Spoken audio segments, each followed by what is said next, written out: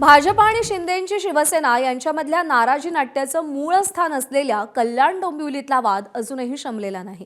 कल्याण डोंबिवली महापालिकेमध्ये स्वबळावर आमचाच महापौर बसणार असं भाजपच्या नेत्यांकडून सांगण्यात येत आहे। ठाकरेंच्या शिवसेनेतून भाजपत आलेले दीपेश म्हात्रे यांनी तर कल्याण डोंबिवलीमध्ये अब की बार 72 पारचा नारा दिलाय।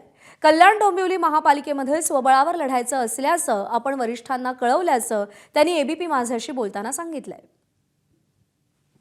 अनेक लोकांना इच्छा होते की भारतीय जनता पार्टीमध्ये काम करावं आणि आज डोंबिवलीतील एक कुशल नेतृत्व आणि देसलेपाडा या भागामध्ये मोठं काम करणारे विकास देसले आज यांनी प्रवेश भारतीय जनता पार्टीत केलेला आहे। मी त्यांचा भारतीय जनता पार्टी परिवारात खूप खूप स्वागत करतो आणि हे तर आता सुरुवात आहे। आता इलेक्शन अजून लागायचे आहे, अजून भरपूर प्रवेश भारतीय जनता पार्टीत होणार आहेत, त्याच्याकडे सगळ्यांचं लक्ष लागून आहे। शिवसेनेचे कल्याण डोंबिवली उपजिल्हा प्रमुख राजेश कदम यांच्याशी याच सगळ्याच्या पार्श्वभूमीवर आमच्या प्रतिनिधींनी बातचीत केली आहे। ते काय म्हणाले तेही पाहूया। नुकताच भाजपात प्रवेश केलेला आहे, त्यांचं असं म्हणणं आहे की आम्ही स्वबळावर इथे लढणार आहोत आणि महापौर देखील भाजपचाच बसेल असं त्यांनी दावा व्यक्त केलेला आहे। अब की बार 72 पार हा नारा दिलेला आहे। तुम्ही आता जो मुद्दा उचललात की नुकताच त्यांनी प्रवेश केलेला आहे, त्यांनी सर्वप्रथम भाजपाची शिस्त काय असते ना ती शिकली पाहिजे। कारण भाजपामध्ये एक शिस्त असते की कोण बोलणार, कोणावर बोलणार, कशाबद्दल बोलणार। ज्येष्ठ पदाधिकाऱ्यांना त्यांनी विचारलं का या बाबतीत? त्यांना अजून भाजपा गेल्यावर पद नाही आहे, त्यांनी युती होणार की नाही म्हणजे युतीवर बोलणं त्यांनी उचित नाही आहे। तुमचा काय विचार आहे, येणारी महानगरपालिका शिवसेना स्वबळावर लढणार की महायुतीत लढणार? कसं आहे, आम्ही आदेशाचे बांधील असतो।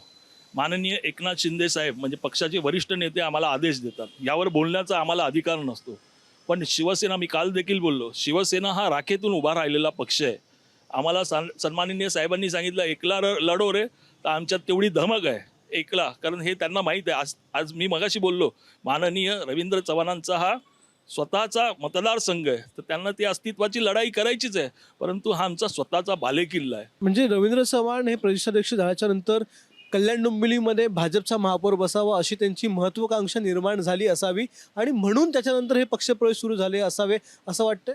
100% आम्ही भाजपवर कधीच बोलत नाही।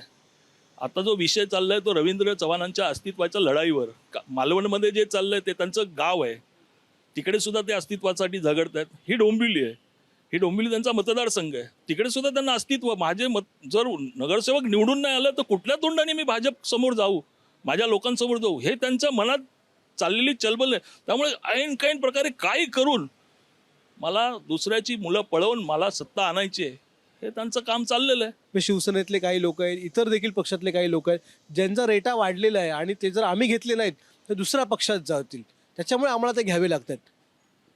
मी मगाशीच बोललो त्यांना शुभेच्छा आहे, कारण शिवसेना हा एवढा भक्कम पक्ष आहे। आता पॅनल पद्धत आलेली आहे, एकेका वॉर्डामध्ये एकाला खुश करू शकतो, एकच सक्षम उमेदवार निवडून येणाऱ्याला आम्ही तिकीट देऊ शकतो। मग उरलेले आजूबाजूचे 5-6 लोक नाराज होतात, ही भाजपाकडे नाही आहे, कारण माननीय चव्हाण साहेबांनी इथे संघटनाच बांधलेली नाही आहे।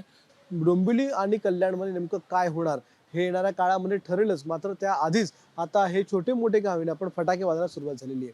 कॅमेरामन हेमंतसह अक्षय भाटकर, एबीपी माझा, कल्याण डोंबिवली। एबीपी माझा, उघडा डोळे बघा नीट।